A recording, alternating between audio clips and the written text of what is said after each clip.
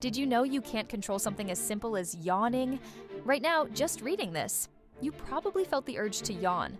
That's your brain being hijacked by unconscious programming you never agreed to. When someone yawns near you, your mirror neurons fire automatically. You can try to resist, clench your jaw, think about something else. It doesn't matter. The response happens anyway. Even watching videos of people yawning triggers it. Even thinking about yawning does it. This isn't just mimicry, it's proof that most of your behaviors aren't actually yours.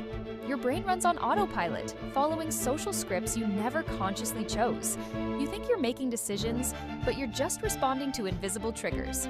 If you can't control something as basic as yawning, what else aren't you controlling?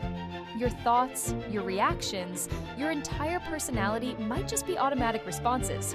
You're not the driver, you're just along for the ride.